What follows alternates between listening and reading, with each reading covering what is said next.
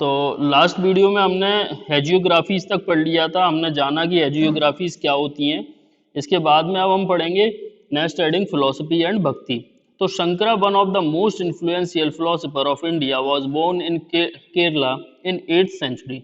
तो शंकरा जो कि एक बहुत ही विख्यात फिलोसोफर हुए इंडिया के, ठीक है, ये केरला में बॉर्न हुए 8th सेंचुरी में।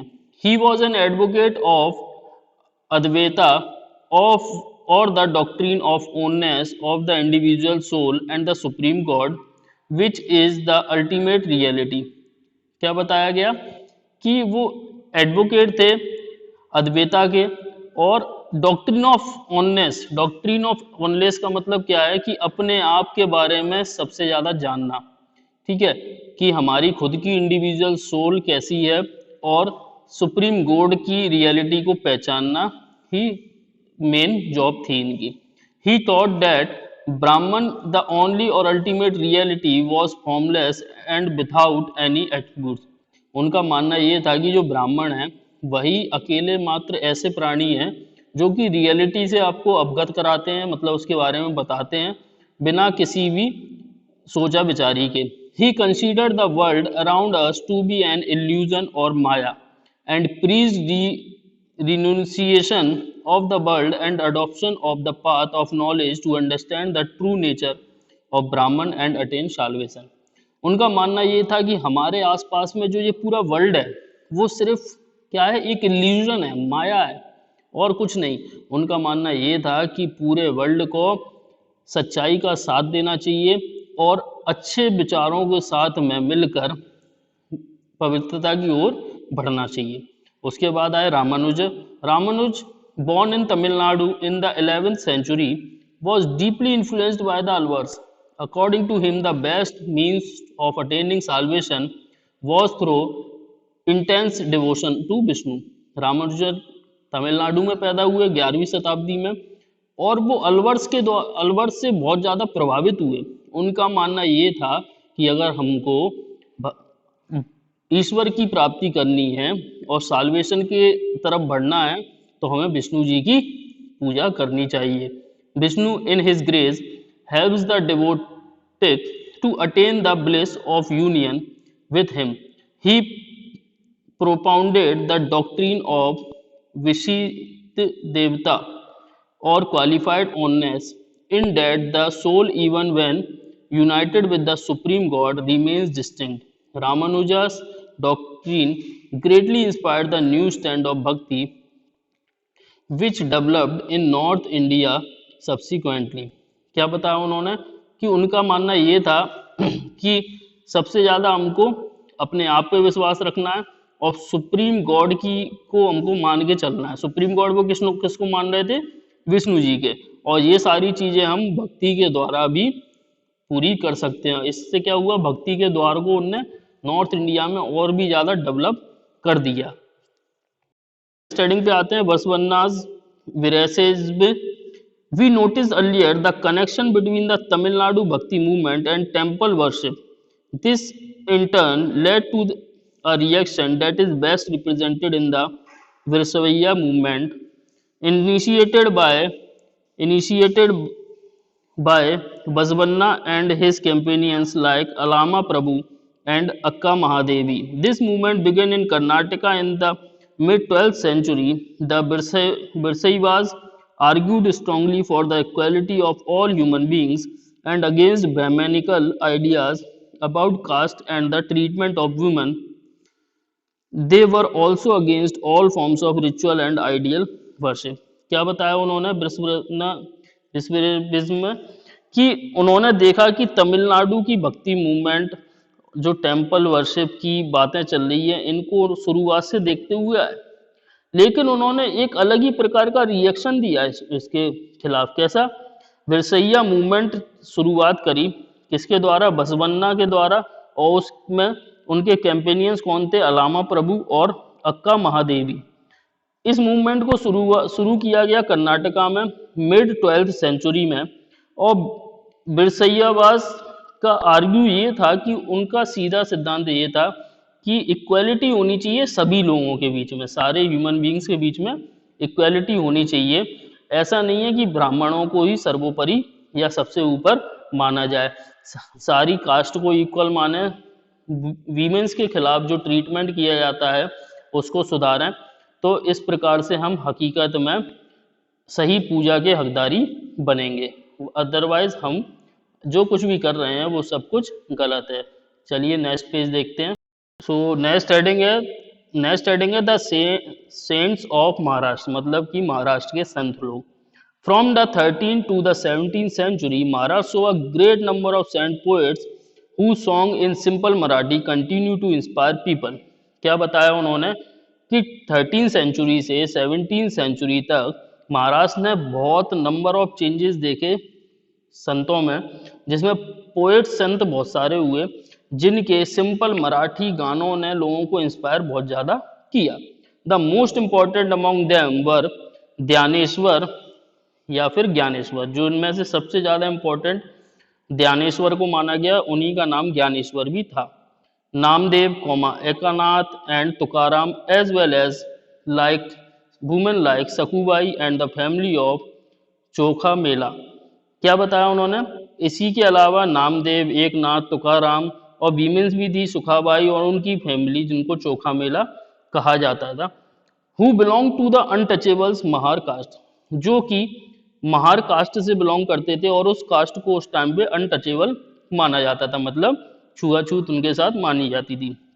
This religion tradition of bhakti focused on the Vithal, a form of Vishnu temple in Padarpur, as well as on the nation of a personal god residing in the heart of people।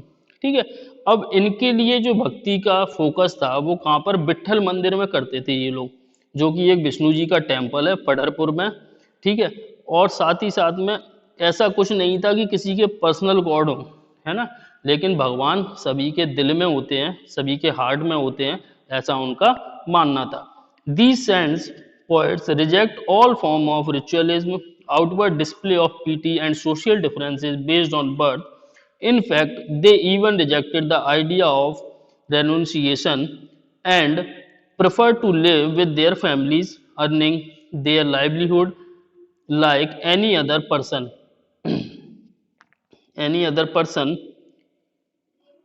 while humble serving fellow human beings in need। A new humanist idea emerged as they insisted that bhakti lay in sharing other pain। As the famous Gujarati saint Narsi Mehta said, there are Vaishnavas who understand the pain of others।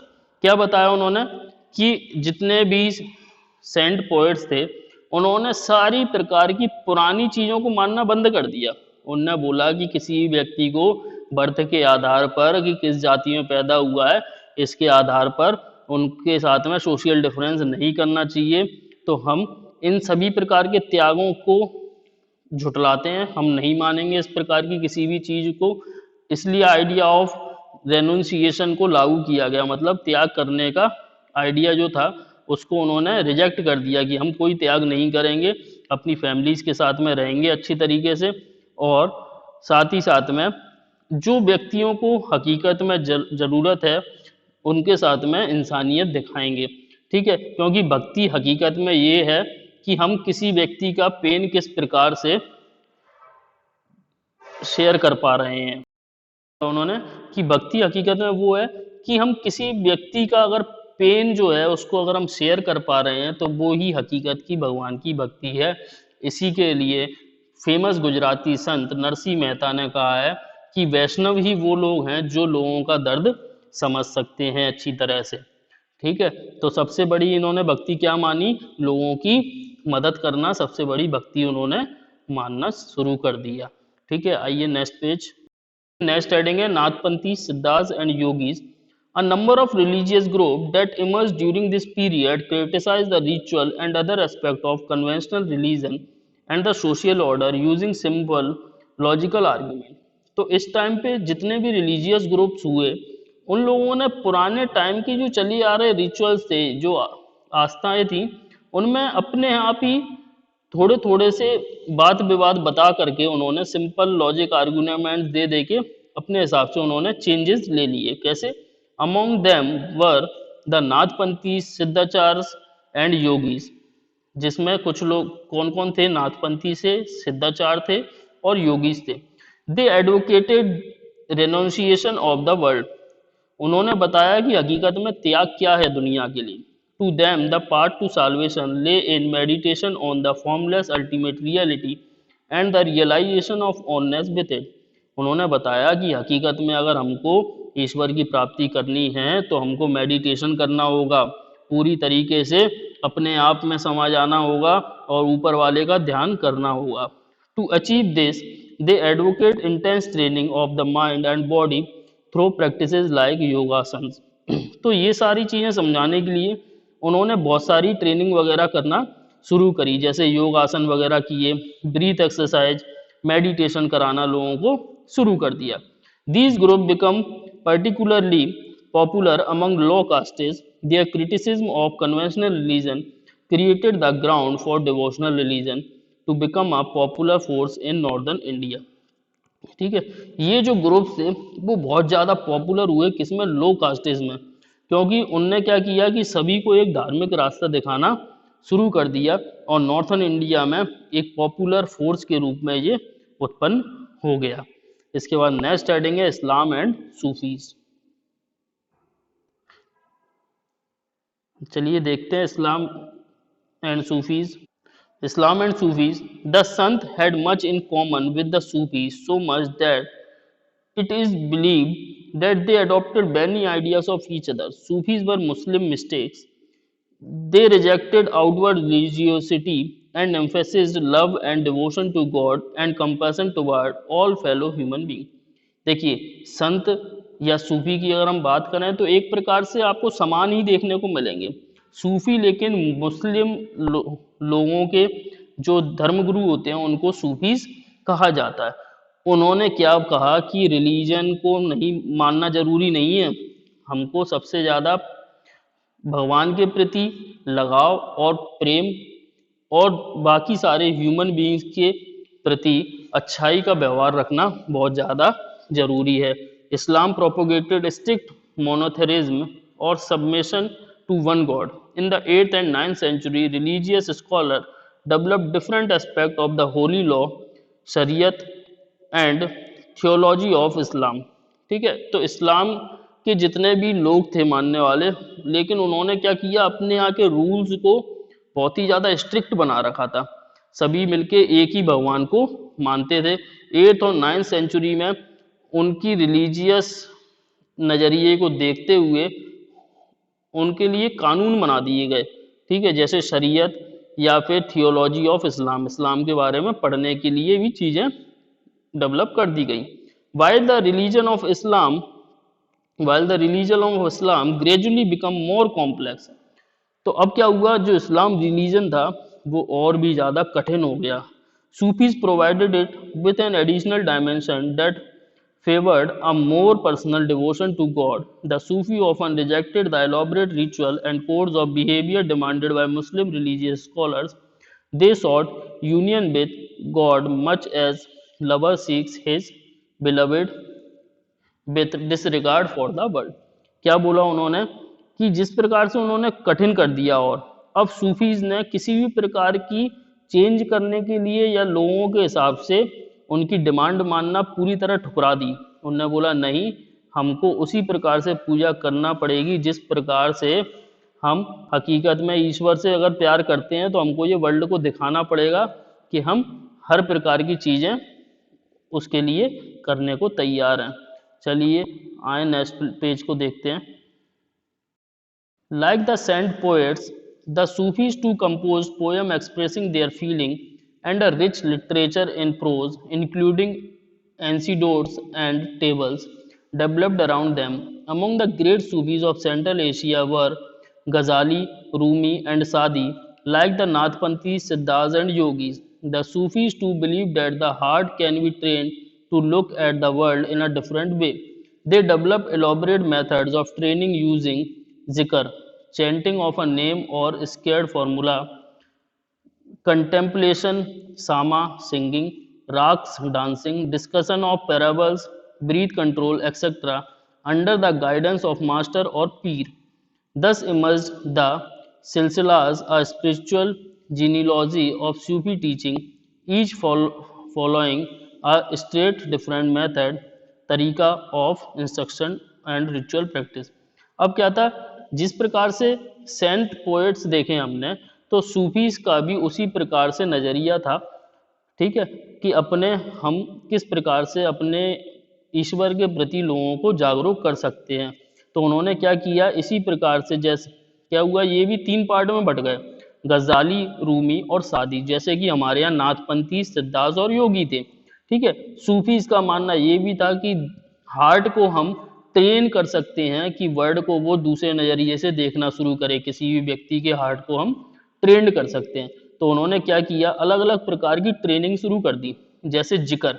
जिक्र क्या था, chanting of a name और scared formula, मतलब किसी के नाम पर सामने वाले को डराना। कंटेम्पलेशन या सामा, ये सिंगिंग के टाइप थे। राक्स डांसिंग का टाइप था, ठीक है। Discussion of parables, breath control, मतलब कि भगवान के नाम की बातें करना, अपनी सांस को कंट्रोल करना, ब्रीथ कंट्रोल करना, ये सारे एग्जाम्पल थे। और ये लोग किसके अंडर में करते थे, किसी मास्टर के अंडर में, जिसको ये लोग पीर कहते थे। क्या, पीर। इसी से क्या हुआ, एक सिलसिला चालू हुआ जिसमें सूफी टीचर्स ने अपना बहुत अच्छा रोल निभाया, इस, ठीक है। इस तरीके को, इस मेथड को नाम दिया गया तरीका, ठीक है, जिसमें इंस्ट्रक्शन और रिचुअल प्रैक्टिस कराई जाती थी, ठीक है। तो आगे का अब अपन नेक्स्ट क्लास में पढ़ेंगे, ठीक है।